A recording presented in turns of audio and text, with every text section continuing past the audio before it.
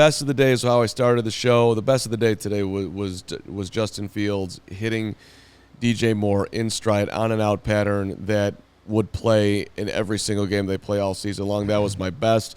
My worst is the piling up of injuries, which we've been talking about. Tremaine Edmonds being joined by Jaquan Brisker and Kyler Gordon and Dylan Cole, another linebacker, was out today. It is a long list. In the middle of practice today, Lucas Patrick ended up leaving. So nobody's out for a long time, according to Matt Eberflus, but the list is getting longer. Herb, you're up. Best and worst. Best of the day, it was Family Fest, obviously, and I love the family touch that the players put on the press conference after practice. We talked to DJ Moore. We talked to Justin Jones. They both brought their daughters to the press conference, took them up to the podium with them. That was Thought adorable. they were very adorable. DJ Moore's daughter, she's like talking, hey, and then the cameras come on, she's like, so I thought that was really adorable. That was the best thing I saw today, those guys bringing their daughters to the post-practice press conference. Worst thing I saw today was being back up in the press box, getting that bird's eye view and kind of seeing down on every single play. I could watch more intently Gervon Dexter, and his get-off was just slower. It's slower. I've been waiting to see him, in pads and what it looks like and how much he has or has not improved in terms of that get-off. We talked a lot about that in the spring at University of Florida. He was not asked to get off the ball that way. He was asked to kind of read and react.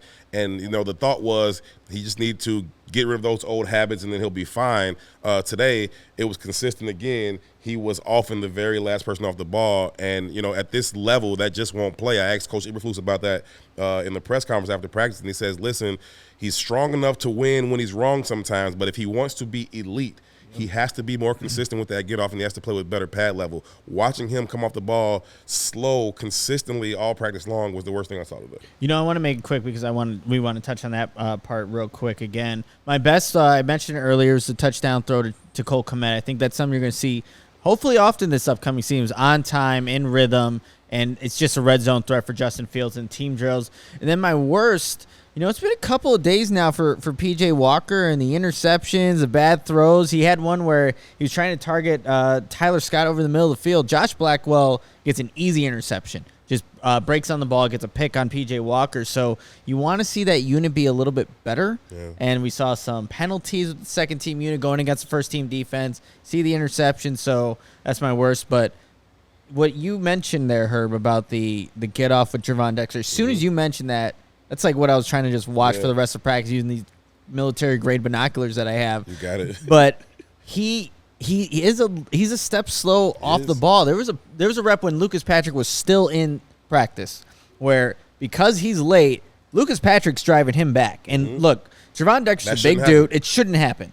But Lucas Patrick's driving him back, and even the running back on the play, Deontay Foreman, bounced off of Lucas Patrick because he had that guy in front of him. But it's something that we were talking about, if he's on the goal line, exactly, that's a liability. Exactly. If you're coming off slow off the goal line, that's you're not going to be on the field. Yeah. So that's something that Gervon Dexter, obviously, like you just highlighted, Florida, he wasn't asked to do that, but it does. We need to see some improvements and see some more consistency with it. And to be clear, I'm not down on the kid. I don't think he's not going to be a good player. But the Bears, if they hope for him to be like that elite level that Coach Eberflus was talking about, he has to clean that up. He does have that kind of brute strength. We also noticed him dog walk Tevin Jenkins right into the backfield. So we saw that too. He has that kind of raw ability, but he's going to have to combine it with technique, good pad level, leverage, and get off of the ball, Gervon Dexter. It is right in your face. If he had an elite get-off, he would never have fallen to 53 in the draft. No. Good point. With that size and that athletic ability. So yeah, I don't want to call it a project, but it's a little bit of a project. Sure. Yeah, my best certainly has got to be DJ Moore on the final play of the game because I'm with Carm for today. I really thought it was an up-and-down day for the first-team offense and Justin Fields. They connected on some things, and then there were overthrows. But that final play really just illustrated just how great DJ Moore can be. The cornerback was stuck all over him. Justin Fields made a tight window throw, but the catch was even better. It was almost basically like a one-handed catch. So, great catch. Yeah, it was amazing. And it was a perfect way to finish the day, and you almost feel like they weren't leaving until they had something like that. My worst is I'm right there with you, Nick. QB2, obviously not the biggest of concerns. We're worried about QB1. But P.J. Walker, who impressed me early on, gripping and ripping in 7-on-7s, every throw now, it seems like, is an overthrow. Every single throw. He doesn't miss short.